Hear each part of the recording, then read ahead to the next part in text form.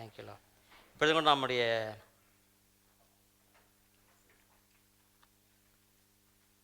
இன்றைய தினம் நாம் வாசித்த அந்த சங்கீதங்களின் பாகத்தை மீண்டுமாய் நாம் பார்ப்போம்.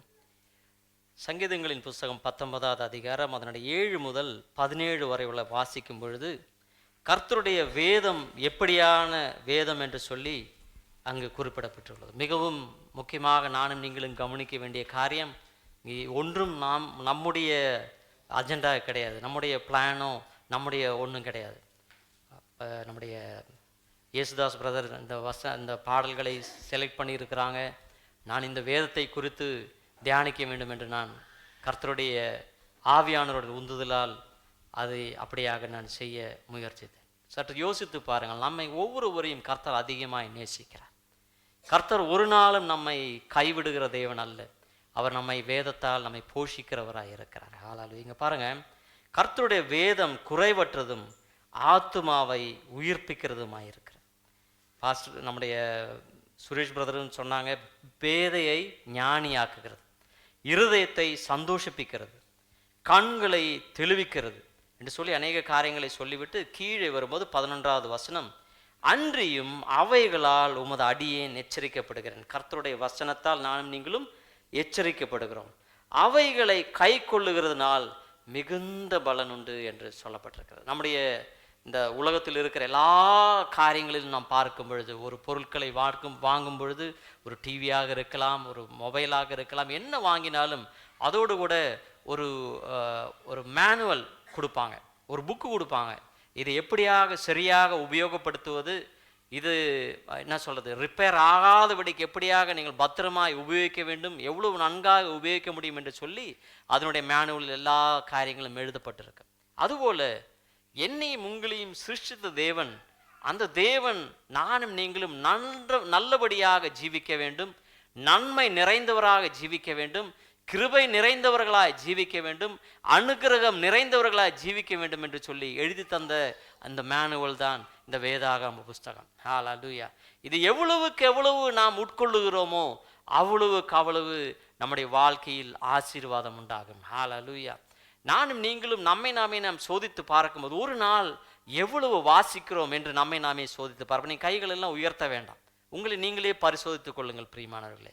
ஒருவேளை யாராவது ஒரு புத்தகத்தை தந்துவிட்டு இந்த புத்தகத்தை நீங்கள் வாசிப்பீர்கள் என்று சொன்னால், உங்களுடைய பேங்கில் மாதம் இவ்வளவு காசு விழும் என்று சொன்னால் நீங்கள் எவ்வளவு நேரம் வாசிப்பீர்கள் என்று யோசித்து பாருங்கள்.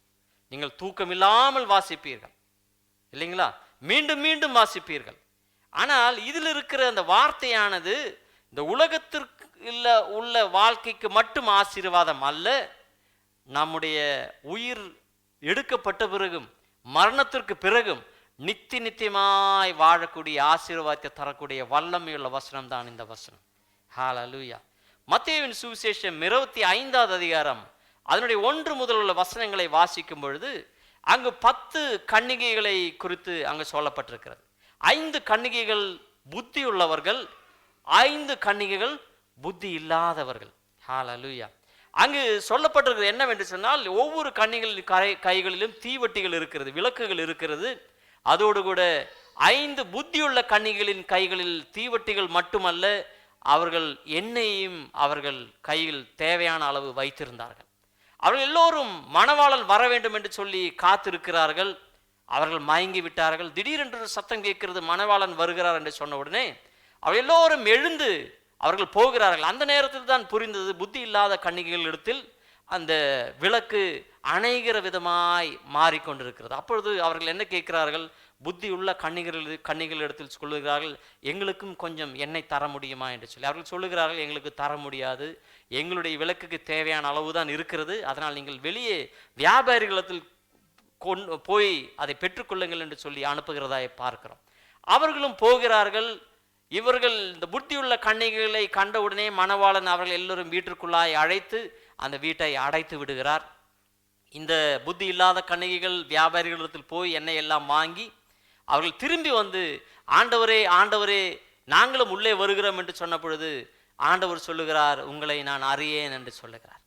பிரியமானவர்களே, நானும் நீங்களும் புத்தியுள்ள கன்னிகைகளைப் போல வேண்டுமென்கிற நேரத்தில் மட்டும் வேதம் வாசிக்கிறவர்களாய் அல்ல, வேண்டும் என்கிற நேரத்தில் மட்டும் ஜெபம் செய்கிறவர்களாய் அல்ல, வேண்டும் என்கிற நேரத்தில் மட்டும் சபைக்கு வருகிறவர்களாய் அல்ல, வேண்டும் என்கிற நேரத்தில் மட்டும் உபவாசிக்கிறவர்களாய் மட்டும் அல்ல பிரியமானவர்களே, வேண்டும் என்கிற நேரத்தில் மட்டும் துதிக்கவும் ஆராதிக்கவும் செய்கிறவர்களாய் அல்ல, தினம் தினம் அது நம்முடைய வாழ்க்கையின் ஒரு பாகமாய் மாற்ற வேண்டும். ஹல்லேலூயா சொல்லுங்கள் எல்லோரும், தினம் தினம் என்னுடைய வாழ்க்கையின் பாகமாய் நான் மாற்றுவேன், தினம் தினம் நான் வேதத்தை வாசிப்பேன், தினம் தினம் வேதத்தை நாம் தியானிப்பேன் என்று சொல்லி நம்மை நாம் தாழ்த்தி ஒப்புவிப்போம் பிரியமானவர்களே. அநேகர் இந்த வேதத்தை வாசிப்பது எப்படி என்று சொன்னால், நியூஸ் பேப்பரை வாசிப்பது போல, வேறொரு புத்தகத்தை வாசிப்பது போல வாசித்து விட்டு விடுகிறோம். எத்தனை பேர் இது முழுவதாய் வாசித்தீர்கள் என்று சொன்னால் எல்லோரும் கைகளை உயர்த்த நாம் ஆயத்தமாக இருக்கிறோம். ஆனால் அது மட்டுமல்ல, இதில் இருக்கிற வேதாகமத்தில் இருக்க ஆழ்ந்த சத்தியங்களை நாம் தியானிக்கும்படி நம்மை நாமே சமர்ப்பிக்க நாம் இன்றைய தினம் நாம் பொருத்தனை செய்வோம் பிரியமானவர்களே. இதில் இருக்கிற ஒவ்வொரு வார்த்தையும் ஆவியும் ஜீவனுமாய் இருக்கிறது. ஹல்லேலூயா. எபிரேயருக்கு எழுதின நிருபம் 4வது அதிகாரம் 12வது வசனம் யாராவது வாசிங்க தயவு செய்து. எபிரேயருக்கு எழுதின நிருபம் 4வது அதிகாரம் அதனுடைய 12வது வசனம். தேவனுடைய வார்த்தையானது ஜீவனும் வல்லமையுடையதாயும் இருபுறமும் கருக்குள்ள ஒரு நிமிஷம், இருபுறமும் கருக்குள்ள என்று சொன்னால் நான் பேசிக்கொண்டிருப்பது கர்த்தருடைய வசனத்தை பேசிக்கொண்டு, இருபுறம் கருக்குனாக்கா உங்களையும் குத்தும் என்னையும் குத்தும். புரியுதா நான் சொல்றது? இரண்டு பேரையும், கேட்கிறவர்களையும் பேசுகிறவர்களையும் இரண்டு பேரையும் அவர் நியாயம் தீர்க்கும்படியாக, அவருடைய மனசாட்சியை குத்துகிற விதமாக அவர் செயல்படுகிற வசனம் தான் கர்த்தருடைய வசனம். தொடர்ந்து வாசிங்க. கருக்கானதாயும், எந்த பட்டயத்திலும் கருக்கானதாயும், ஆத்துமாவையும் ஆவியையும் கணுக்களையும் ஊனையும் பிரிக்கத்தக்கதாக உருவ குத்துகிறதாயும் இருதயத்தின் நினைவுகளையும் யோசனைகளையும் வகையறுக்கிறதாயும் இருக்கிறது. ஹல்லேலூயா. சற்று யோசித்து பாருங்க. அந்த கடைசி இருதயத்தின் யோசனைகளும், அப்புறம் என்ன சொன்னீங்க பிரதர்? இருதயத்தின் நினைவுகளையும் யோசனைகளையும் வகையறுக்கிறதா இருக்கிறது. இருதயத்தின் நினைவுகள் யோசனைகள், இதை வாய் அறுக்கணும்னா இந்த உலகத்துல ஒரு பிளேடும் கிடையாது, ஒரு கத்தியும் கிடையாது, ஒரு டெக்னாலஜியும் கிடையாது பிரியமானவர்களே.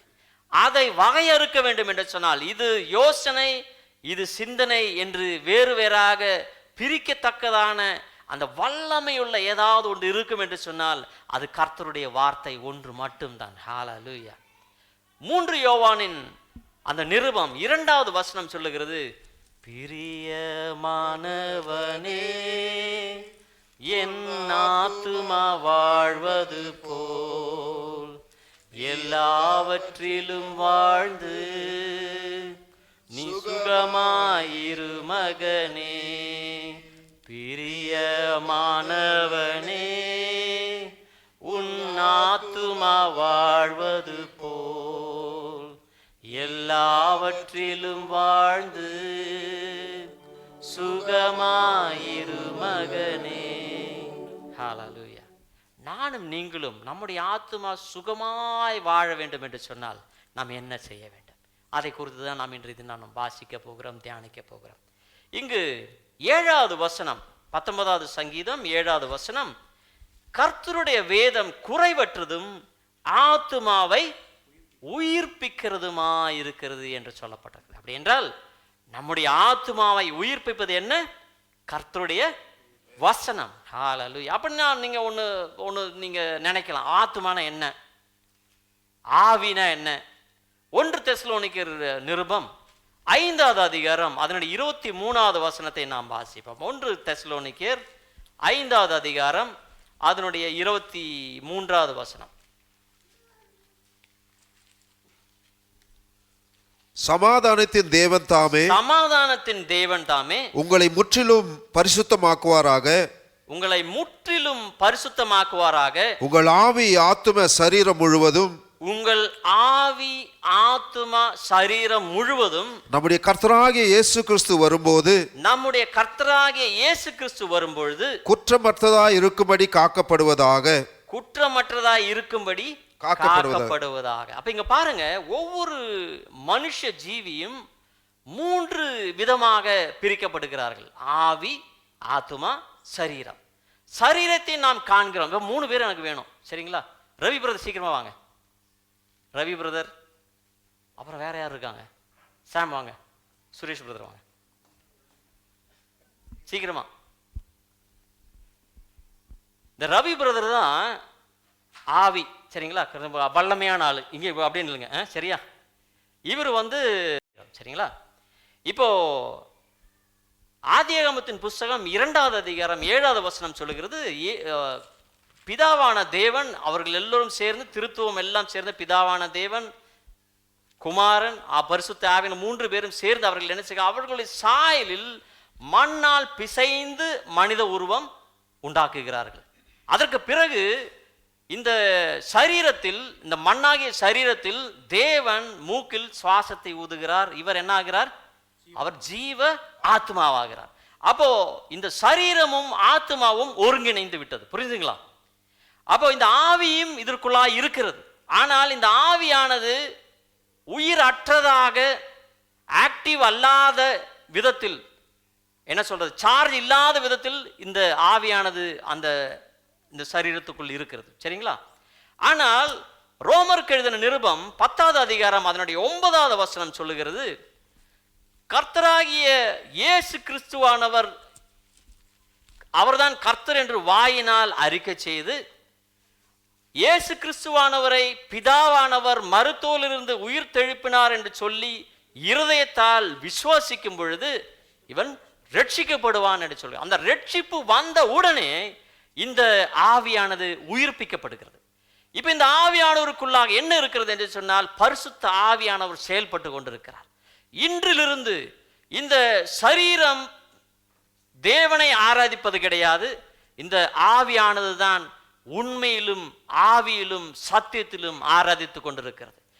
தேவனோடு கூட உறவாடுகிற ஒரு பாகம் தான் இது ஆவியானது. நான் சொல்றது புரியுதுங்களா? அப்ப கனெக்ஷன் எல்லாமே தேவனிடத்தில் என்ன கனெக்ஷன்? ஆவியானவருக்கு தான் கனெக்ஷன். இது வலிமை உள்ளது, வலிமை உள்ளது. ஆனால் இந்த ஆவிக்கும் சரீரத்திற்கும் இடையே ஒருவர் இருக்கிறார். அழகானவர் தான். இந்த ஆத்மாவுக்கு இன்னொரு பேர் இருக்கிறது. இருதயம் என்று சொல்லலாம், நினைவுகள் என்று சொல்லலாம், எண்ணங்கள் என்று சொல்லலாம், இமோஷன்ஸ் என்று சொல்லலாம், பர்சனாலிட்டி என்று சொல்லலாம், என்ன வேணாலும் சொல்லலாம். ஆனால் இவர்தான் இந்த சரீரத்தை என்ன சொல்றது, கண்ட்ரோல் செய்கிறதான ஒரு பாகம்.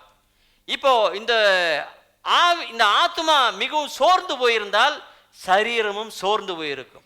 ஆனால் இந்த ஆத்மா சோர்வடையும் பொழுதெல்லாம் இந்த ஆவியானது தேவனோடு கூட இணைந்து ஜெபிக்கும்படியாக பரிசுத்த ஆவியானவர் உதவி செய்வார். ரோமர் 8வது அதிகாரம் 26வது வசனம் சொல்லுகிறது, நாம் பலவீனம் அடைந்திருக்கும் பொழுது தேவனுடைய ஆவியானவர் எனக்காகவும் உங்களுக்காகவும் அவர் வேண்டுதல் செய்வார். அப்ப இந்த ஆவியானவரோடு கூட, இந்த ஆவியோடு கூட சேர்ந்து பரிசுத்த ஆவியானவர் வேண்டுதல் செய்யும் பொழுது ஒரு புதிய பலனை அவர் தருவார். இப்படி நின்னுங்க ப்ளீஸ். அப்ப இந்த ஆவியானவர் என்ன செய்கிறார்? ஆத்மாவை பிடித்து சொல்லுகிறார். இந்த தாவீது சொன்னது போல 103வது சங்கீதம் 1, 2, 3 வசனங்கள் எல்லாவற்றையும் வாசிக்கும் பொழுது, என் ஆத்மாவே கர்த்தரை ஸ்தோத்திரி, என் முழு உள்ளமே அவர் பரிசுத்த நாமத்தை ஸ்தோத்திரி, என் ஆத்மாவே கர்த்தரை ஸ்தோத்திரி, அவர் செய்த சகல உபகாரங்களையும் மறவாதே. சற்று நேரம் காண்கிற வேதனையை கண்டு நீ பயப்படாதே, கலங்காதே. நான் உன்னோடு கூட இருக்கிறேன், நான் உன்னை வழி நடத்துவேன், நான் உன்னை பெயர் சொல்லி அழைத்தேன், நான் அழைத்த தேவன் உண்மை உள்ளவர் என்று சொல்லி இந்த ஆவியானது இந்த ஆத்மாவை உற்சாகப்படுத்தி கொண்டிருக்கும். அப்படி இந்த ஆவியானது அந்த ஆத்மாவை என்ன பண்ணும்? இந்த சரீரத்தை பிடித்து கொண்டு சொல்லும், நானும் நீங்களும் நாம் ஒன்றாய் இருக்கிறபடியினால் நாம் நல்ல பலத்தோடு கூட நல்ல கிருபை நிறைந்தவர்களாக நன்றாய் நாம் வாழ முடியும் என்று சொல்லி நாம் சொல்ல முடியும். இப்பொழுது ஒரு காரியத்தை சொல்லுகிறேன். இந்த அருமையான சரீரம் உடைய பாருங்க, ஒரே ஒரு நிமிஷம், என் கையில் ஒரு இது இருக்குது. இதுல பாருங்க, என்ன தெரியுதா? என்ன தெரியுது? முகம் தெரியுது. சரீரத்தினுடைய முகம் தெரியுது. சரியா? அப்போ சரீரத்தினுடைய முகத்தை பார்க்க வேண்டும் என்று சொன்னால் கண்ணாடி. இந்த ஆத்மாவுடைய முகத்தை பார்க்கணும் என்ன இருக்குது? யாக்கோபின் நிருபம் 1வது அதிகாரம் அதனுடைய 23, 24 வசனங்களை வாசியுங்கள். ஹalleluya. எண்ணத்தினாலெனில் ஒருவன் திருவசனத்தை கேட்டும் அதன்படி செய்யாதவனானால் கண்ணாடியிலே தன் சுபாவ முகத்தை பார்க்கிற மனுஷனுக்கு ஒப்பாயிருப்பான். பார்த்தோன்னா ஏதாவது பிரயோஜனம் இருக்கு? அடுத்த வசனம் வாசிங்க. அவன் தன்னைத்தானே பார்த்து அவனிடம் விட்டு போன உடனே தன் சாயல் என்னதென்பதை மறந்து விடுவான். அப்படின்னா என்ன அர்த்தம்? இந்த சரீரமானது முகத்தை அந்த கண்ணாடியில பார்க்கும்போது சரீர பிரகாரமான முகம் தான் தெரியும். ஆனால் ஆத்மாவுடைய முகம் தெரிய வேண்டும் என்று சொன்னால் அவனுக்கு முன்பாக தேவனுடைய வசனமாகிய கண்ணாடி இருக்க வேண்டும். அந்த கண்ணாடி இருக்கும் பொழுதுதான் என்னுடைய நிலைமை இப்படியாக இருக்கிறது என்று அவன் அறிந்து கொள்வான். 1 சாமுவேலின் புஸ்தகம் 16வது அதிகாரம் 7வது வசனம் சொல்லுகிறது. அங்கு நமக்கு எல்லோருக்கும் தெரிந்த ஒரு பாகம் தான். மனுஷன் முகத்தை பார்க்கிறான், ஆனால் தேவனோ கர்த்தரோ இருதயத்தை பார்க்கிறார். ஹalleluya. அப்ப இந்த இருதயத்தை நாம் காத்துக்கொள்ள வேண்டும் பிரியமானவர்களே. இந்த இருதயத்தை நாம் எப்படி காத்துக்கொள்ள முடியும் என்று சொன்னால் தேவனுடைய வசனம் நிரப்பும் பொழுதுதான் இந்த ஆத்மா புஷ்டி அடையும். புரியுதா? இந்த சரீரத்திற்கு சரீர பிரகாரமான உணவு, இட்லி, தோசை, புட்டு, இடியாப்பம், பிரியாணி, உங்களுக்கு எல்லாருக்கும் பசிக்குன்னு தெரியும், இதுதான் சொல்றேன். இங்க ஹோட்டல் நடத்தல, அதெல்லாம் சாப்பிட்டா இவர் புஷ்டி ஆவார். ஆனால் முகம் சோர்ந்து போயிருக்கு. ஆனால் இந்த அகம் என்று சொல்வது மனசு, இருதயம், இது கர்த்தருடைய வசனத்தால் நிறைந்திருக்கும் பொழுது விசுவாசத்தினால் நிறைந்தவனாய், அவருடைய கிருபையினால் நிறைந்தவனாய், அவர் மேல் இருக்கிற நம்பிக்கையில் நிறைந்தவனாய், அவர் மேல் இருக்கிற எதிர்பார்ப்பில் நிறைந்தவனாய் அவன் இருக்கும் பொழுது உள்ளான மனிதன் பலன் அடைந்து இருப்பான். இப்ப உள்ளான மனிதன் பலன் அடைந்திருக்கும் பொழுது அகத்தின் அழகு எங்க தெரியும்? முகத்தில் தெரியும். புரியுதா நான் சொல்றது? அதனால நானும் நீங்களும் நம்முடைய வாழ்க்கையில் நம்முடைய முகத்தை சாதாரண கண்ணாடியில் பார்ப்பதை நாம் தவிர்க்க வேண்டும் என்று சொல்ல. பாருங்க, ஒன்றும் பிரச்சனை ஒன்றும் இல்லை. பார்த்துட்டு சொல்லுங்க, நான் உம்முடைய சாயலில் சிருஷ்டிக்கப்பட்டிருக்கிறேன் ஆண்டவரே, அதற்காய் நன்றி என்று சொல்ல. கரங்களை உயர்த்தி ஒன்றுமாய் சொல்லுவீங்களா? அவருடைய சாயலில் நாம் சிருஷ்டப்பட்டிருக்க. என்னுடைய மூக்கு இப்படி இருக்குது, என்னுடைய காது அப்படி இருக்குது, என்னுடைய முடி அப்படி இருந்தால் நல்லா இருக்குமே என்று இல்லை. ஒவ்வொருவரையும் தனித்தனியாக விசேஷித்த விதமாய் அவர் சிருஷ்டித்திருக்கிறார். அதனால தான் சொன்னார், பிரியமானவனே, பிரியமானவளே என்று நம்மை அழைக்கிறார். பிரியமானவர்களே, நானும் நீங்களும் விசேஷித்தவர்கள். இந்த சரீரத்திற்கான எல்லா விதமான உணவுகளும் கொடுக்க வேண்டும், இளைப்பாறுதல் கொடுக்க வேண்டும், எல்லாம் நல்லதுதான். நல்ல உழைக்க வேண்டும். இந்த உலகத்தில் இருக்க எல்லாவற்றையும் சேர்த்து நாம் வைத்து நாம் செல்வந்தனா இருப்பதனால் இந்த ஆத்மா நஷ்டமானால் ஏதாவது பலன் இருக்கிறதா? இல்லை பிரியமானவர்களே. இந்த ஆத்மாவை நாம் காத்து பரிபாலிக்க அது எப்படி என்பது சொல்லி தான் நம்ம இன்றைய தினம் தியானிக்க. சீக்கிரமா போங்க, சீட்டுக்கு போங்க. தேங்க்யூ. ஹalleluya. அப்போ நானும் நீங்களும் தேவனுடைய சாயலாய் சிருஷ்டிக்கப்பட்டிருக்கிறோம். ஆவி, ஆத்மா, சரீரம். அப்போ அந்த ஆத்மா என்பது வேறொரு பாகம். நான் சொன்னேன், என்ன சொன்னேன்? அது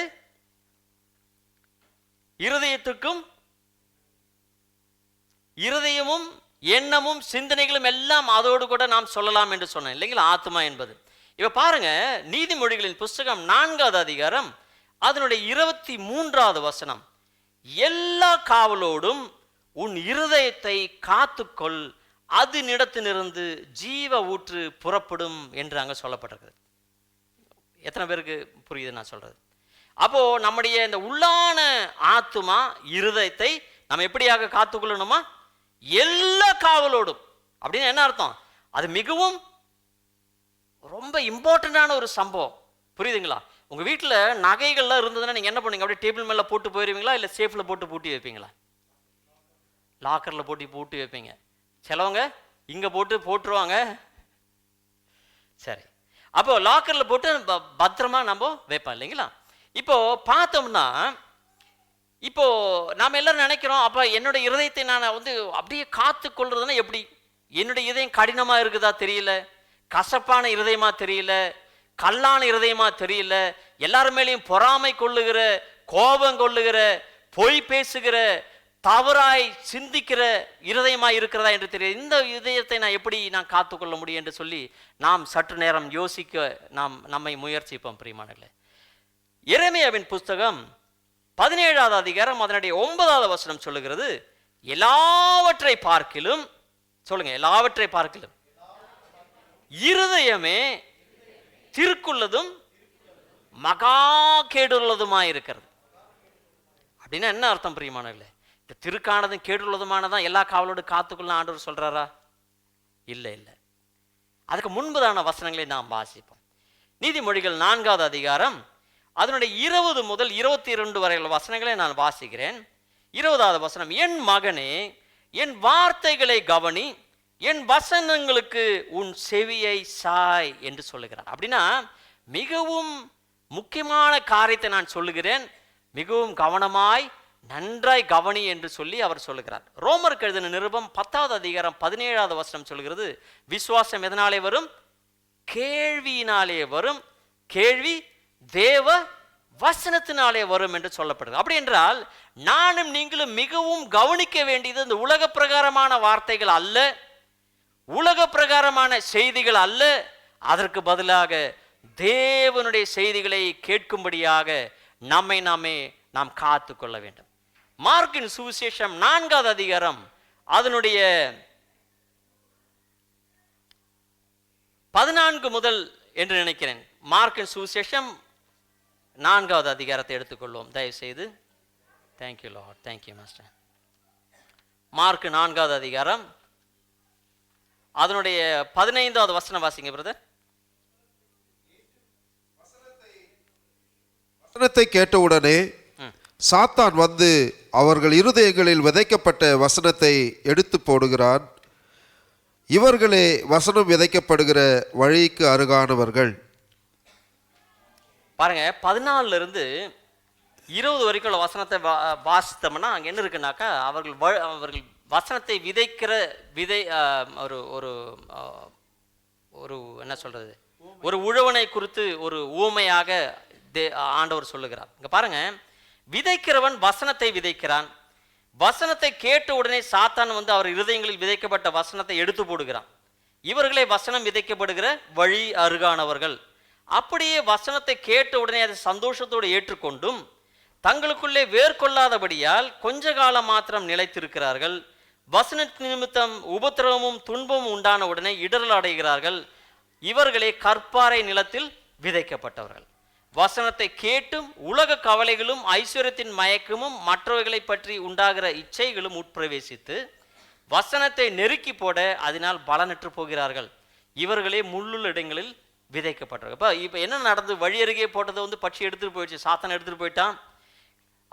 பாறைக்குள்ள விழுந்ததும் அது சரியா முளைக்கல, முள்ளுக்கடையில் விழுந்ததும் சரியா முளைக்கல. 20வது வசனம், வசனத்தை கேட்டு ஏற்றுக்கொண்டு 1 30 1 60 1 100 பலன் கொடுக்கிறார்கள். இவர்களே நல்ல நிலத்தில் விதைக்கப்பட்டவர்கள் என்றார். ஹல்லேலூயா. அப்ப அதனால நானும் நீங்களும் நம்முடைய இருதயத்தை, நம்முடைய ஆத்மாவை நல்ல நிலமாய் நாம் வைத்துக் கொள்ள வேண்டும். எப்படியாக நாம் நல்ல நிலமாய் வைத்துக் கொள்ள வேண்டும்? தேவன் என்னை நேசிக்கிறார் என்று சொல்லி நம்மை நாமே அவருடைய அன்புக்கு நாம் சமர்ப்பிக்க வேண்டும். எத்தனை பேர் சொல்லுங்க, அவருடைய அன்புக்கு நான் அடிமை என்று சொல்லி? இயேசுனுடைய அன்பிற்கு தான் நானும் நீங்களும் அடிமையாக இருக்க வேண்டும். உலக பிரகாரமான எல்லா விதமான தீங்கான சுபாவங்களுக்கு அல்ல, தீங்கான வேற காரியங்களுக்காக அல்ல, தேவனுடைய அன்பிற்கு நானும் நீங்களும் அடிமையாக இருக்கும் பொழுது அது நல்ல நிலமாக இருக்கு. என்னை சிருஷ்டித்த தேவன் எனக்கென்று சொல்லி ஒரு ஒரு ஐடென்டிட்டியை தந்திருக்கிறார். ஐடென்டிட்டிக்கு என்ன பிரதர் தமிழ்? அடையாளம். எனக்கு ஒரு அடையாளம் இருக்கு. நானும் நீங்களும் யாரு பிரியமானவர்களே?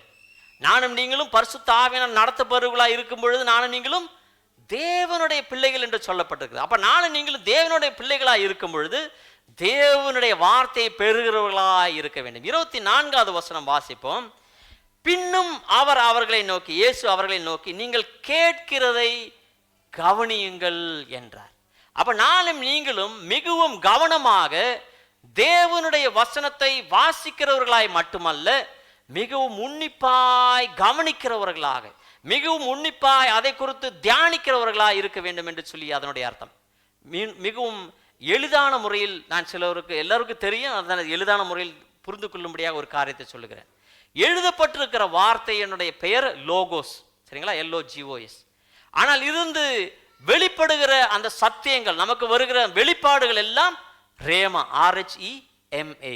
அப்படி என்றால் இதில் எழுதப்பட்டிருக்கிற இந்த கருப்பு எழுத்துக்கள் எல்லாம் வெறும் அரிசி போன்றது.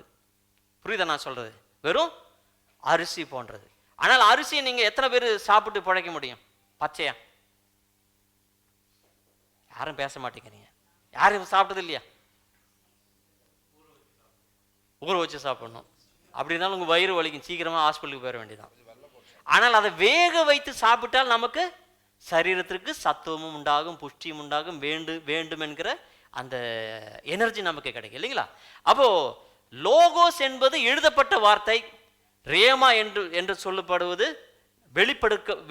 நமக்கு வெளிப்பாடாய் தேவன் தருகிறதான வார்த்தை. அப்போ பச்சரிசி இது சமைச்ச சாப்பாடு, சரிங்களா? அப்ப சமைச்சு சாப்பிடணும்னா அரிசி நீங்க அப்படியே தண்ணியில் போடணும், டக்குன்னு எடுத்துடலாமா? நிறைய வித்தையெல்லாம் இருக்குது. அவர் ஊரை போடுறாரு, சீக்கிரமா வந்துடும். குக்கரில் போடலாம், அது என்ன வேலை பண்ணலாம். ஆனால் என்ன நான் சொல்ல வரேன்னா, நீங்கள் ஒரு வார்த்தையை எடுத்து, இப்போ நான் இப்போ ஒரு வார்த்தை எடுத்தோம் பார்த்தீங்களா, எல்லா காவலோடும் உன் இருதயத்தை காத்துக்கொள் அப்படின்னா என்ன? என்னத்தை காத்துக்கொள்ளணும், எதற்காக காத்துக்கொள்ளணும், என்ன ரீசன் அப்படின்னு சொல்லிட்டு நாம் அதை குறித்து தியானிக்க வேண்டும், சரிங்களா?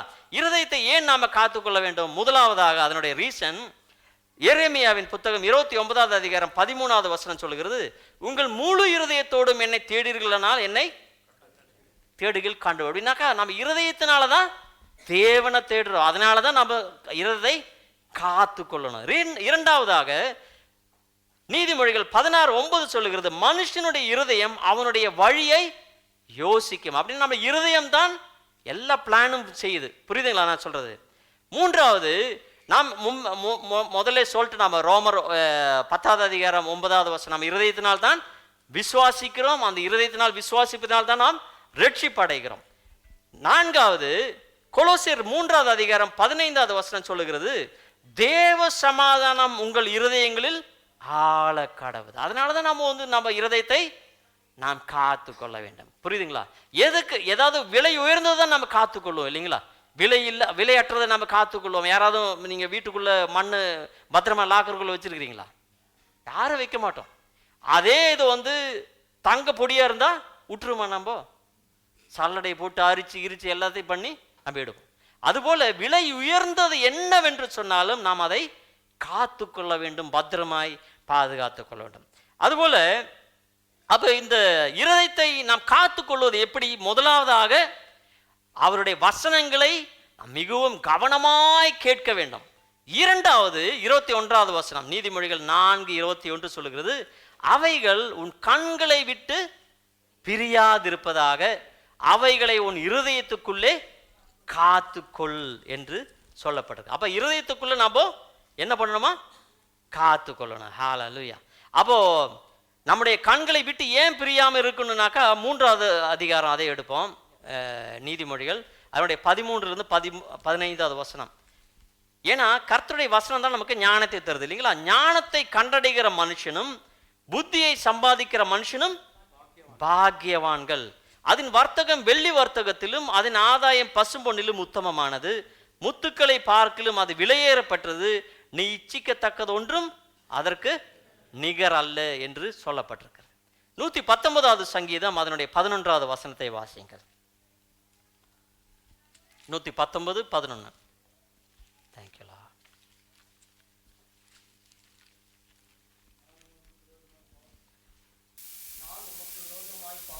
நான் உமக்கு விரோதமாய் பாவம் செய்யாதபடிக்கு உமது வாக்கை என் இருதயத்தில் வைத்து வைத்தேன்.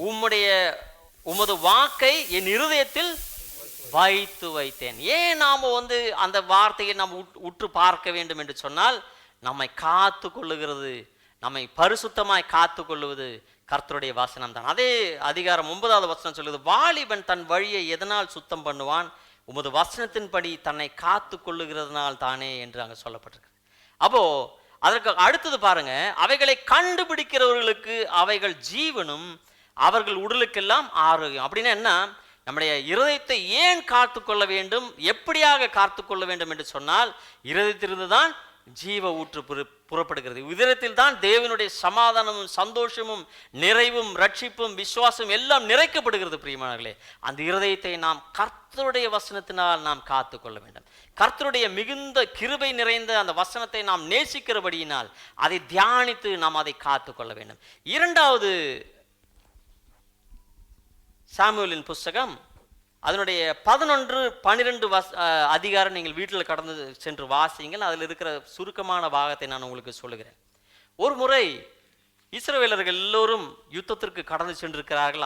அமிலேக்கியர்களுக்கு எதிராக படையெடுக்க வேண்டும் என்று சொல்லி போயிருக்கிறார்கள். தாவீது ராஜா நல்ல ஜாலியாக அரண்மனையில் தூங்கிட்டு 2வது வசனம் 11வது அதிகாரம் அவர் உப்பருகியின் மேல் பால்கனியில் அப்படியே சுற்றிட்டு இருக்கார். அப்போ அவருடைய கண் வேண்டாத இடத்தில் ஒன்று போய்விட்டது.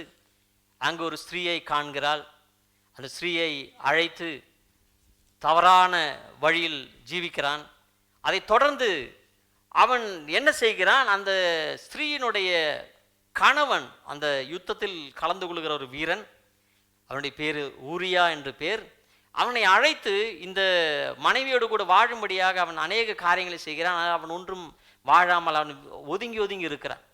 இவன் பார்த்தான், இது சரியாகாது என்று சொல்லி திருப்பி அவன் அந்த யுத்த காலத்திற்குள்ளாய் அனுப்பி வைத்து விட்டு இவனை யுத்தம் மிகவும் கொடூரமாய் இருக்கிற இடத்திலே முன்பதாக நிறுத்தி அவனை கொன்று போடும்படியாக அவனுக்கு ஒரு அறிக்கை விடுகிறான்.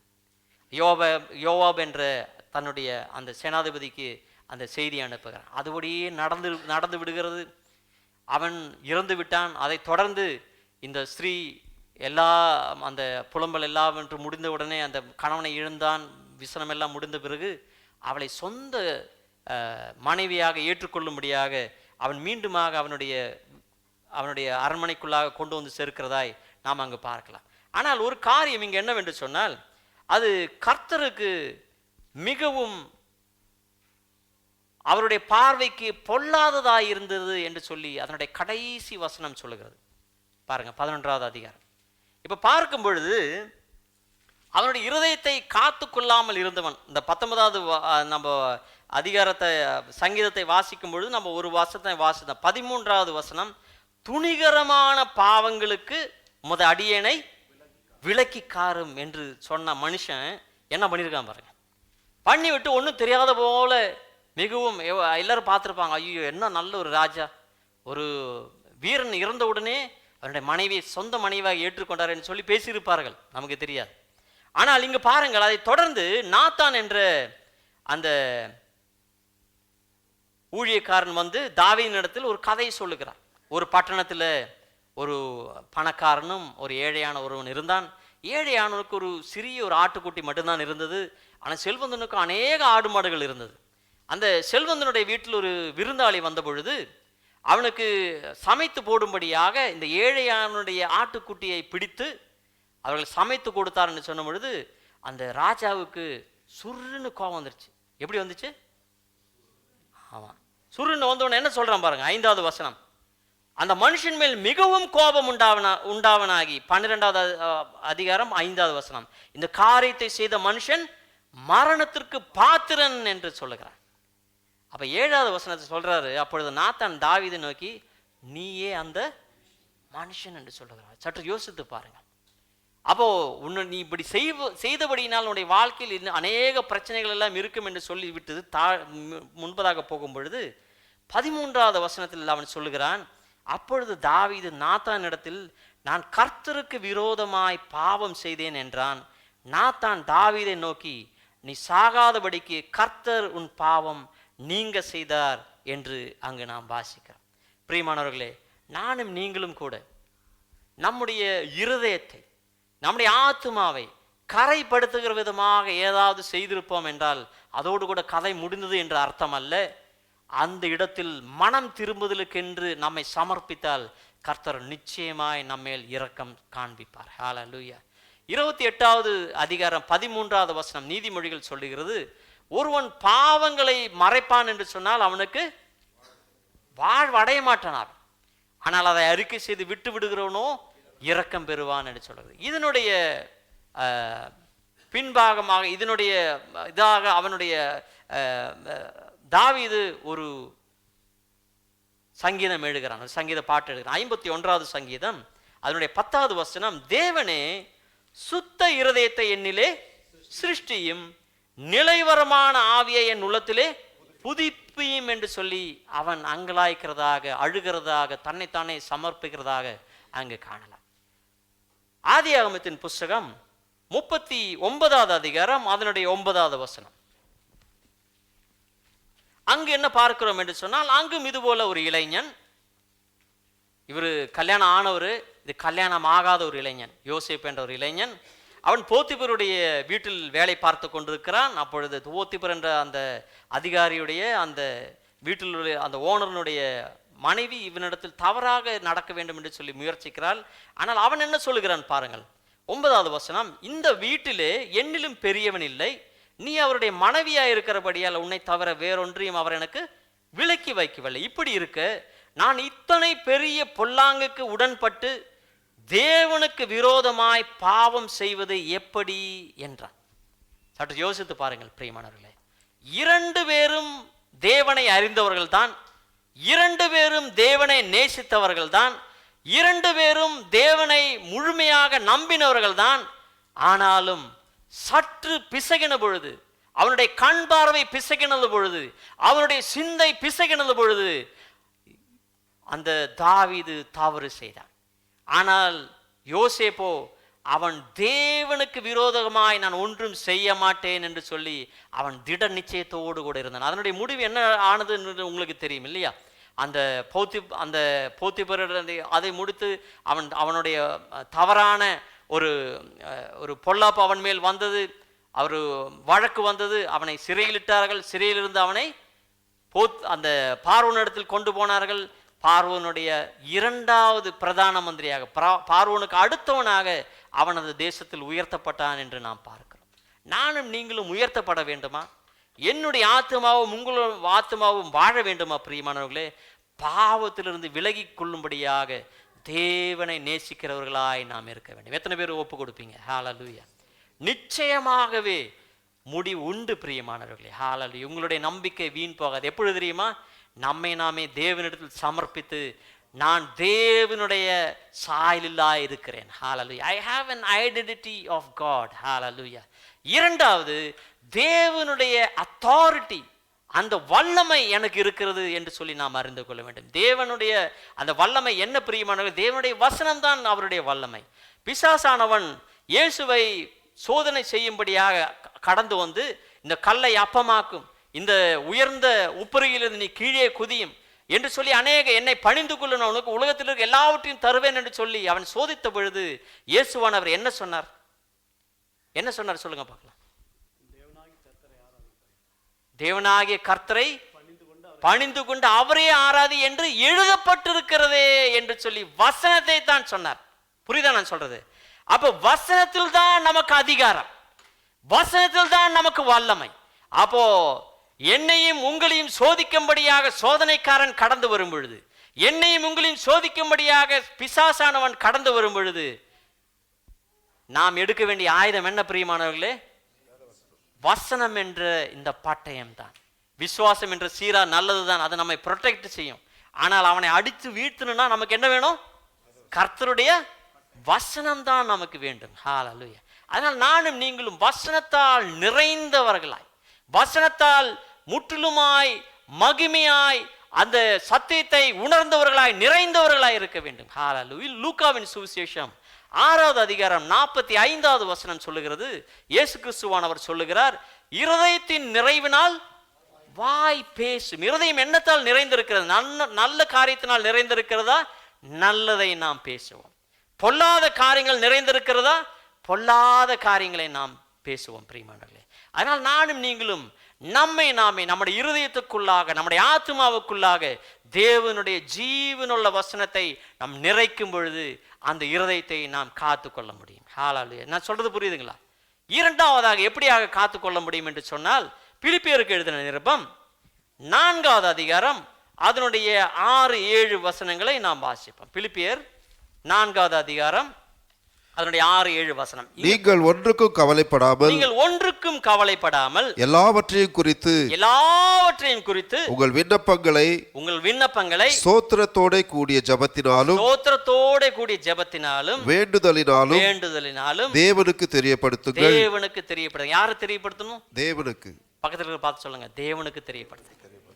அப்ப நானும் நீங்களும் மற்றவர்களிடத்தில் நம்முடைய ஜெப அறிக்கைகளை சொல்லுவதற்கு முன்பதாக, ஜெப விண்ணப்பங்களை, ஜெப குறிப்புகளை சொல்வதற்கு முன்பதாக, நானும் நீங்களும் தேவனண்டை முதலாவதாக நம்மை சமர்ப்பித்து அவரண்டை நம்முடைய தேவைகளை அறிக்கை செய்ய வேண்டும். 1 பேதுரு 5வது அதிகாரம் 6வது வசனம் சொல்லுகிறது, அவருடைய பலத்த கைக்குள்ளாய் தாழ்ந்திருக்கும் பொழுது அவர் நம்மை ஏற்ற வேளையில் உயர்த்துவார். 7வது வசனம் சொல்லுகிறது, நம்மை அவர் விசாரிக்கிறவராய் இருக்கிறபடியினால் கவலைகள் எல்லாம் அவர் மேல் வைத்து விடுங்கள் என்று சொல்லுகிறார். நாம் கவலைகளை எங்கு வைக்கிறோம் பிரியமானவர்களே? நாம் கவலைப்பட்டு கொண்டே இருக்கிறோம் என்று சொன்னால் we are worshipping the negativity. நாம் கவலைப்பட்டு கொண்டே இருக்கிறோம் என்று சொன்னால் we are worshipping the enemy. நமக்கு கவலை கொண்டு வருவது யாரு? சத்துரு. அப்ப அதையே நினைச்சு நீங்க பேசிட்டு இருந்தீங்க, என்ன அர்த்தம்? அவனுக்கு நீங்க முதன்மையான ஸ்தானம் கொடுக்கிறீர்கள் என்ற அர்த்தம். அதற்கு பதிலாக இந்த உலகத்தில் உபத்திரவங்கள் உண்டு, ஆனாலும் இந்த உலகத்தை நான் ஜெயித்திருக்கிறேன் என்று சொன்ன அந்த தேவனை நாம் மகிமைப்படுத்தும் பொழுது, இயேசுவானவர் சொன்னார், சீடர்களுக்கு நீங்கள் எல்லோரும் படகில் ஏறி அக்கறைக்கு போங்கள் என்று சொன்னார்.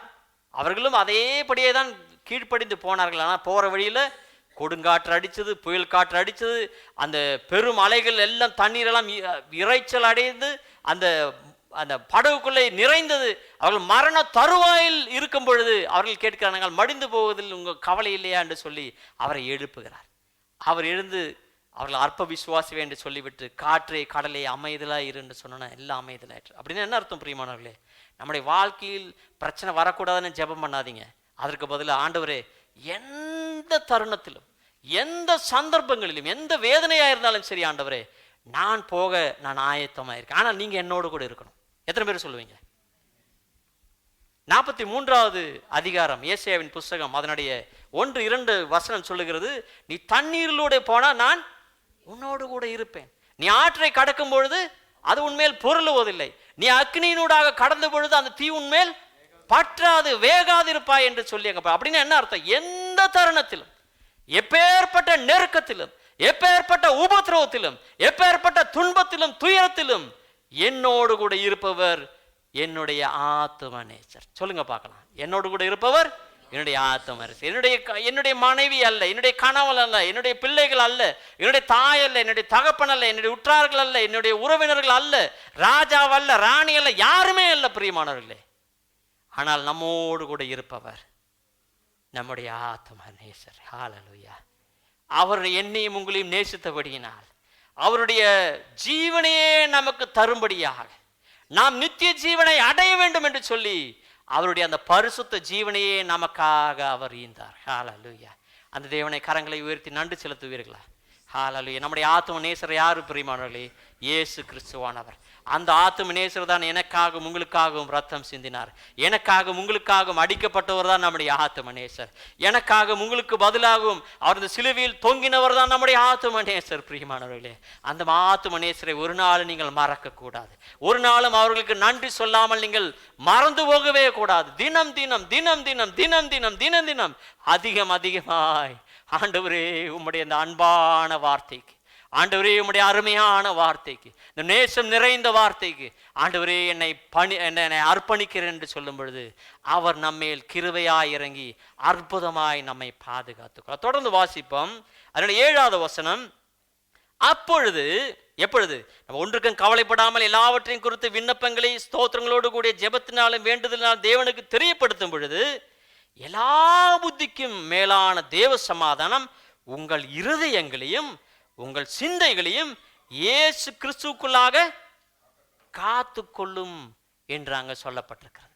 பிரியமானவர்களே, நானும் நீங்களும் ரட்சிப்பு அடைந்திருக்கிறோம், உண்மைதான். நாம் எல்லா விதமான நன்மைகளும் பெற்றிருக்கிறோம், உண்மைதான். நாம் இருதயத்தை காத்து கொண்டிருக்கிறோம் என்று நாம் சொல்வோமான சொன்னால், நம்முடைய இன்றைய தினத்திலிருந்து நாம் காண்கிற காரியங்கள் எல்லாம் கர்த்தருடைய மகிமையான காரியங்களாக இருக்க வேண்டும். ஹல்லேலூயா. சங்கீதங்களின் புஸ்தகம் 27வது அதிகாரம் 4வது வசனத்தை வாசிப்போம். சங்கீதம் 27:4. ஹல்லேலூயா. Thank you Lord. Thank you Jesus. கர்த்தரிடத்தில் ஒன்றை நான் கேட்டேன், அதையே நாடுவேன். நான் கர்த்தருடைய மகிமை பார்க்கும்படியாகவும். கர்த்தருடைய மகிமையை பார்க்கும்படியாக நம்முடைய கண்களை மாற்றி வைக்க வேண்டும் பிரியமானவர்களே. உலக பிரகாரமான இச்சைகளை அல்ல பிரியமானவர்களே. நாம் உலகத்தார்கள் அல்ல. 1 யோவான் 2வது அதிகாரம் அதனுடைய 15-16 வசனம் சொல்லுகிறது, உலகத்தில் அன்பு கூறாமல் நாம் என்ன செய்யணும்? மாம்சத்தின் இச்சை, கண்களின் இச்சை, ஜீவனத்தின் பெருமையுமாகிய உலகத்தில் உள்ளவைகள் எல்லாம் பிதாவினால் உண்டானது அல்ல என்று சொல்லப்பட்டிருக்கிறது. அப்படின்னா உலகத்தில் இருக்கிறது எல்லாம் இந்த உலகத்தில் இருக்கிறது தான். கண்களின் இச்சை, மாம்சத்தின் இச்சை, ஜீவனத்தின் பெருமை எல்லாம் இந்த உலகத்தில் உண்டான, அதில் எல்லாம் நாம் பங்காளிகளாக இருக்கக்கூடாது. அதற்கு பதிலாக தேவனுடைய மகிமை பார்க்கும்படியாக அவரையே நாம் நோக்கி பார்க்க. அப்ப நம்முடைய கண்களை இன்றிலிருந்து மிகவும் கவனமாய் நம்முடைய பார்வையை நாம் கிரமப்படுத்த வேண்டும். சிரமமாக தான் இருக்கும், ஆனால் கிரமப்படுத்த கர்த்தர் நிச்சயமாக உதவி செய்வார். அவருடைய சந்நிதியிலாய் நம்மை சமர்ப்பி. 2வது, நாம் வேண்டாத காரியங்களை ஒன்றும் கேட்காதபடிக்கு நம்முடைய செவிகளை பத்திரமாய் பாதுகாத்த, விசுவாசத்தை வளர்த்துகிற, நம்முடைய எதிர்பார்ப்பை வளர்த்துகிற, அவருக்கு நன்றியும் மகிமையும் கிருபையும் செலுத்துகிறதான வார்த்தைகளை மட்டும்தான் நான் கேட்கும்படியாக நம்முடைய செவிகளை சாய்க்க வேண்டும். எத்தனை பேர் ஒத்து கொடுப்பீங்க? கண்கள் மேல் கைகளை வச்சு சொல்லுங்க, நான் இன்று முதல் கர்த்தருடைய மகிமையை பார்க்கும்படியாக என்னை ஒப்புவிப்பேன் ஆண்டவரே. உங்கள் காதுகளில் கைகளை வச்சுங்க. தேவனை, இன்று முதல் நான் உம்முடைய மகிமையான காரியங்களை கேட்கும்படியாக என்னுடைய காதுகளை சமர்ப்பிக்கிறேன் என்று சொல்லுங்க. 3வதாக, நாம் பேசுவது மிகவும் கவனமாய் நாம் பேச வேண்டும். முதல்கள் மேல் கைகளை வச்சு சொல்லுங்க, நான் பேசுவது மிகவும் உடைய நாமத்தின் மகிமைக்காக, கனத்திற்காக நான் பேசுவேன் என்று சொல்லுவோம். ஹல்லேலூயா. கொலோசியர் 3வது அதிகாரம் 8வது வசனம் சொல்லுகிறது, இப்பொழுதோ கோபமும் மூர்க்கமும் பொறாமையும் வன்கண்ணும் வாயில் பிறக்கலாகாத தூஷணமும் வம்பு வார்த்தைகளுமாகிய இவைகள் எல்லாம் விட்டு விடுங்கள் என்று சொல்லப்ப. ஏன்னா நம்முடைய இருதயத்தை நாம் காத்துக்கொள்ளணும். காத்து கொண்டதனுடைய அர்த்தம் என்ன? நாம் என்ன பேசுகிறோமோ அதுதான் நம்முடைய பர்சனாலிட்டியை வெளிப்படுத்தும். நீங்கள் டீசெண்டாக பேசுனீங்கன்னா உங்களோட பர்சனாலிட்டி எப்படி பிரதர்? டீசெண்டானது. நீங்கள் இல்லாதது பொல்லாததுல சொன்னீங்கன்னா ஒவ்வொருத்தங்க வேறு பேர் சொல்லுவாங்க. கோமாளியும்பாங்க, ஒன்றுக்கு உதவி இல்லாதவங்க, அப்படி நிறைய பேர் சொல்லுவாங்க இல்லைங்களா? அப்போ நம்முடைய இருதயத்தை காத்து கொள்ளுவர்கள் நாம் என்ன செய்ய வேண்டும்? மிகவும் கவனமாக இருக்க வேண்டும். காண்பதில் கவனம், கேட்பதில் கவனம், நாம் பேசுவதில் கவனம், நம்முடைய வாழ்க்கையில் செயல்படுவதிலும் நாம் கவனமாக இருக்கணும், நாம் சிந்திப்பதிலும் கவனமாக இருக்க வேண்டும் என்று கர்த்தருடைய வசனம் சொல்லுகிறது. அதனால் நானும் நீங்களும் இன்றிலிருந்து கர்த்தருடைய வசனத்தை வாசிப்பது ஏனோ தானோ என்று அல்ல. we should have a dedicated devotional time. Hallelujah. எப்பொழுதும் நம்முடைய நேரத்தை ஒதுக்கி வைத்துவிட்டு இதற்கென்று வாசிக்கும்படியாக, இந்த வசனத்தை நான் நேசிக்கிறபடியினால் வசனத்தை வாசிக்கும்படியாக சற்று நேரத்தை ஒதுக்கி வைத்து, அது 5 சாப்டர் வாசிங்க, 10 சாப்டர் வாசிங்க, எவ்வளோ வேணாலும் நீங்கள் வாசிங்க. ஆனால் இதிலிருந்து தேவன் உங்களோடு கூட பேசுகிற வரை நீங்கள் வாசிக்க வேண்டும். இப்போது கிளி ஜோசிய மாதிரி இப்படி டக்குன்னு திறந்தெல்லாம் பார்க்கக்கூடாது, சரிங்களா? நானும் நீங்களும் கிளிகள் அல்ல. சொல்லுங்கள், நான் பக்கத்தில் பார்த்து சொல்லுங்கள், நான் கிளி அல்ல. நானும் நீங்களும் தேவனுடைய சாயலில் சிருஷ்டிக்கப்பட்ட அவருடைய புத்திரனும் புத்திரியுமாய் இருக்கிறோம். ஹல்லேலூயா. அவரை அப்பா பிதாவே என்று கூப்பிடக்கூடிய புத்திர சுகாரத்தின் ஆவியை பெற்றிருக்கிறோம்.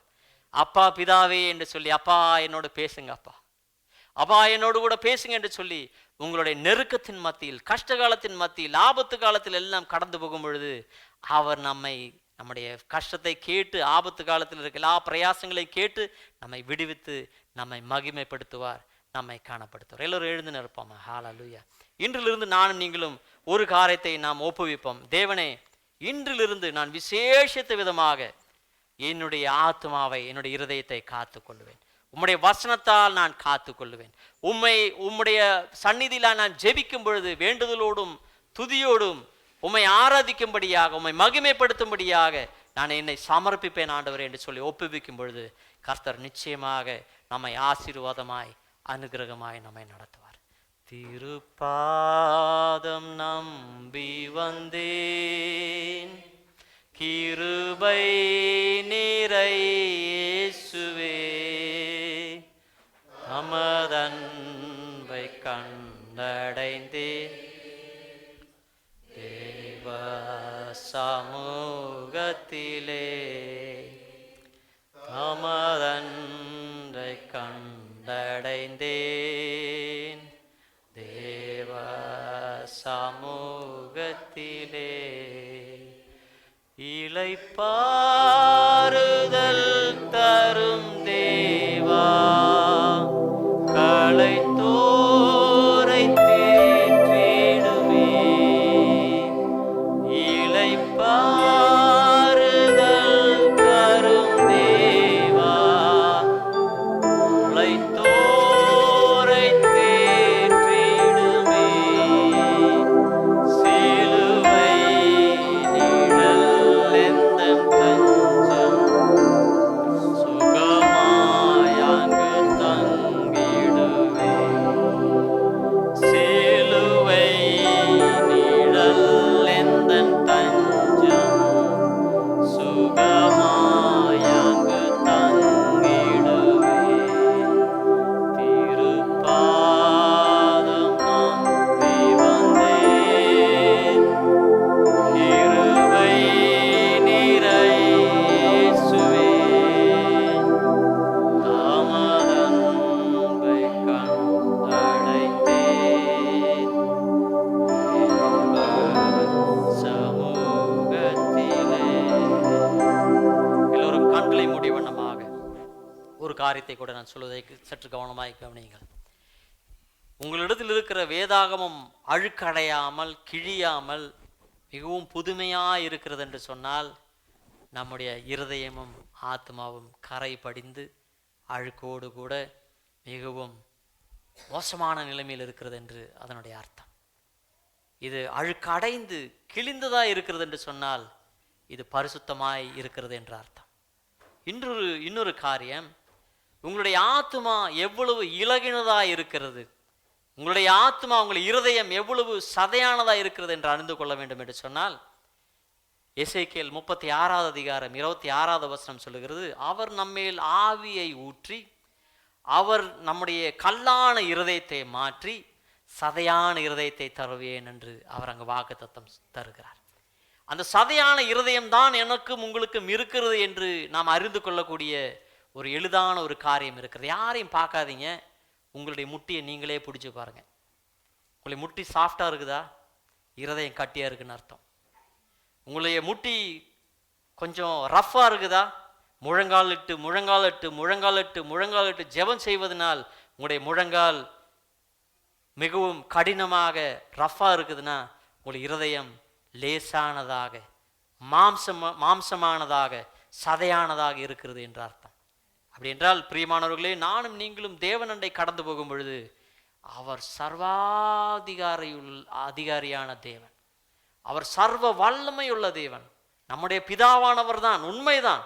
ஆனால் அந்த மகிமையான தேவனண்டை கடந்து போகும் பொழுது நம்மை நாம் பணிந்து, தேவனே எங்களை ஆண்டவர் இது நாள் வரை நடத்தினீரே ஆண்டவரே நன்றி, ஆண்டவரே எங்களை இது நாள் வரை பராமரித்தீரே நன்றி, எங்களை இதுவரையாய் அற்புதமாய் ஆண்டவரே காத்தீரே பராமரித்தீரே அதற்கு நன்றி, உம்முடைய பரிசுத்த இரத்தத்தால் எங்களை மீட்டுக் கொள்ளும்படியாக எங்கள் மேல் மனதுருகினீரே நன்றி ஆண்டவரே என்று சொல்லி நம்முடைய பாவங்களுக்காக தன்னையே அர்ப்பித்த அந்த தேவனுக்கு நாம் நன்றி செலுத்தும் பொழுது, நாம் முழங்கால் நின்று அவரிடத்தில் ஜெபிக்கும் பொழுது, கண்ணீரோடு கூட நாம் ஜெபிக்கும் பொழுது, கர்த்தர் நிச்சயமாக நம்முடைய ஆத்மாவை அவர் காத்து கொள்ளுவார். நாம் நம்முடைய ஆத்மா சுகமாய் இருப்பது போல நாம் எல்லாவற்றிலும் வாழ்ந்து நானும் நீங்களும் சுகமாயிருக்க அது உதவியா இருக்கிறாங்க. அன்பின் பரம தகப்பனே, நாங்கள் மீண்டுமாக ஆண்டவரே, இந்த நேரத்தில் எங்களை முழுமையாக உம்முடைய கரங்களாய் எங்களை ஒப்பு கொடுக்கிறோம் ஆண்டவரே.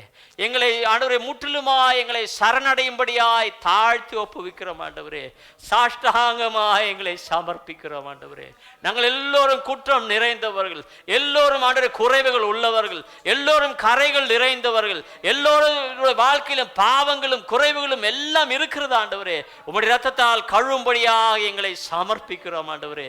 இங்கு கூடி வந்த எங்களை ஒவ்வொருவரையும் இரத்தத்தால் கழுவி சுத்திகரித்து இன்று முதல் ஆண்டவரே நீர் பிரியப்படுகிற விதமாக உம்முடைய ஆண்டவரே அந்த பரலோகத்தின் மன்னாவை புசித்து ஆண்டவரே அதிகமாய் நாங்கள் பலப்படும்படியாக, அதிகமாய் புதிய கிருபையில் வளரும்படியாக, அதிகமாக உம்முடைய நாமத்தின் மகிமைக்காய் எழுந்து பிரகாசிக்கிற பிள்ளைகளாய் எங்களை மாற்றும்படியாய் நாங்கள் ஜெபிக்கிறோம் ஆண்டவரே. இந்த சபையிலிருந்து எழும்புகிற ஒவ்வொரு ஜெபமும் ஆண்டவரே நீர் கேட்டு அதற்கு ஆம் என்றும் ஆமென் என்றும் பதில் அளிப்பதற்காய் நாங்கள் நன்றியோடு உம்மை ஸ்தோத்திரிக்கிறோம். எங்களுடைய ஆண்டவரே தலைமை போதகரை ஆசீர்வதியும், பாஸ்டர் துல்குமார் அவர்கள் குடும்பத்தை ஆசீர்வதியும், பாஸ்டர் ஆண்டவரே விஜய் டேவிட் ஐயா குடும்பத்தை ஆசீர்வதியும் ஆண்டவரே. ஆண்டவரே பாஸ்டர் ஜான் மோஸ் ஐயா அவர்களை ஆண்டவரே அவருடைய சபையும் அவருடைய குடும்பத்தையும் ஆசீர்வதியும், பாஸ்டர் ஜெயக்குமார் ஆண்டவரே குடும்பத்தையும் சபையும் ஆசீர்வதியும் ஆண்டவரே. ஆண்டவரே இங்க இருக்கிற ஒவ்வொரு குடும்பங்களையும் தனித்தனியாய் சந்திக்கும்படியாய் நாங்கள் ஜெபிக்கிறோம் ஆண்டவரே. நானும் நீங்களும் ஒரு நாளும் தனிமையில் அல்ல பிரியமானவர்களே. தேவனுடைய வசனம் சொல்லுகிறது, நான் உங்களை அனாதையாய் விடேன், நான் உங்களிடத்தில் வருவேன் என்று சொன்ன வார்த்தை உண்மையுள்ள வார்த்தை. ஹல்லேலூயா. அவர் நம்முடைய ஆவி ஆத்மா சரீரத்தை காத்து பராமரிக்கும்படியாக, நாம் அந்த கடைசி நாளில் அவர் நம்மை காத்து கொள்ளும்படியாக நிறுத்தும்படியாக அவர் வல்லமையுள்ள தேவராய் இருக்கிறார். ஹல்லேலூயா. அவர் அழைத்தவர் உண்மையுள்ள தேவனாய் இருக்கிறார். கரங்களை உயர்த்தி வண்ணமாய் தேவனே உமக்கு நன்றி, பிதாவே உமக்கு நன்றி, பரிசுத்த ஆவியானவரே உமக்கு நன்றி, எங்களை தொடுவதற்காய் நன்றி, எங்களுக்கு விடுதலை தருவதற்காய் நன்றி, எங்களுக்கு சுகத்தையும் சௌக்கியத்தையும் விடுதலையும் தருவதற்காய் நாங்கள் நன்றி செலுத்துகிறோம் ஆண்டவரே. வேலையில் ஒரு அற்புதம், சம்பளத்தில் ஒரு அற்புதம், சேமிப்பில் ஒரு அற்புதம், குழந்தைகளின் வாழ்க்கையில் ஒரு அற்புதம், ஆண்டவரே உம்முடைய சமாதானம் சந்தோஷம் நிறைவாய் தருவதற்காய் ஸ்தோத்திரம் ஆண்டவரே. ஆண்டவரே எல்லாவற்றுக்கும் மேலாக உம்மேல் இருக்கிற அந்த விசுவாசத்தை, உம்மேல் இருக்கிற அந்த அன்பை ஆண்டவரே அதிகமாக எங்களில் வர்த்திக்க பண்ணும்படியாக எங்களையே நாங்கள் தாழ்த்தி ஒப்புவிக்கிறோம் ஆண்டவரே. இந்த யோசேப்பு சொன்னது போல பாவங்களை காணும் பொழுது நீர் எங்களை நேசிக்கிற தேவனாய் இருக்கிறபடினால் அந்த பொல்லாங்குக்கு விலகி ஓடும்படியான கிருபை எங்களுக்கு தாரும் ஆண்டவரே. கரைகள் வரும் பொழுது ஆண்டவரே எங்களை சமர்ப்பித்து ஆண்டவரே நாங்கள் அழுது புலம்பி ஆண்டவரே மனம் திரும்புகிறவர்களாக எங்களை மாற்றும். அதற்காக நன்றி செலுத்துகிறோம். இந்த சபையிலிருந்து எழும்புகிற ஒவ்வொரு காரியங்களிலும் உம்முடைய நாமம் தான் மகிமைப்பட வேண்டும் ஆண்டவரே. உம்முடைய நாமத்தையே நாங்கள் உயர்த்துகிறோம், உம்முடைய நாமத்தையே நாங்கள் பிரஸ்தாபப்படுத்துகிறோம் ஆண்டவரே. கூடி வந்த எங்களை ஒவ்வொருவரையும் தாழ்த்தி ஒப்புவிக்கிறோம். எங்களுடைய ஆவி ஆத்தும சரீரத்தை உடைய பரிசுத்த ரத்தத்தால் மூத்தரை செய்யும், ஆசீர்வதியும் ஆண்டவரே. சுகரமான ஆண்டவரே வார்த்தை எங்களுக்கு முன்பதாக வைத்திருக்கிற அதற்காக நன்றியோடு ஸ்தோத்திரிக்கிறோம் ஆண்டவரே. மாறாத உம்முடைய பிரசன்னம் எங்களை மூடி மறைத்துக் கொள்ளட்டும். எங்களுடைய ஆசைகளை, எங்களுடைய விருப்பங்களை, எங்களுடைய எல்லா விதமான தேவைகளையும் உம்முடைய கரங்களாய் நாங்கள் ஒப்புவிக்கிறோம். உம்முடைய திரு சித்தம் எங்களுடைய வாழ்க்கையில் நிறைவாய் தருவதற்காக நாங்கள் நன்றி செலுத்துகிறோம் ஆண்டவரே. ஹல்லேலூயா. நாங்கள் நினைப்பதற்கு மேலாக, நாங்கள் வேண்டிக் கொள்வதற்கு மேலாக, எங்களுடைய அருகதையை காட்டிலும் மேலாக எல்லா நன்மைகளையும் எங்களுடைய வாழ்க்கையில் இது நாள் வரை தந்தீர், இனியும் தருவீர். அதற்காக நன்றியோடு உம்மை ஸ்தோத்திரிக்கிறோம் ஆண்டவரே. நீங்கள் ஆண்டவரே மீண்டுமாய் வரும் பொழுது நாங்கள் ஆயத்தத்தோடு கூட இருக்கிற பிள்ளைகளாய் எங்களை மாற்றும். சகல கணம் மகிமை உமக்கு செலுத்துகிறோம் இயேசுவின் நாமத்தில் பிதாவே, ஆமென். தேவனாகிய பிதாவினுடைய அன்பு, நம்முடைய இரட்சகரும் மீட்பருமாகிய இயேசு கிறிஸ்துவினுடைய கிருபை, நம்மோடு கூட இருக்கிறவரும் நம்மை அபிஷேகித்து வல்லமையோடு நடத்துகிறோமாகிய பரிசுத்த ஆவியானவருடைய அந்யோன்யமும் ஐக்கியமும் நம்மோடும் நாம் ஜெபித்த சகல காரியங்களோடும் என்றென்றும் இருப்பதாக. ஆமென்.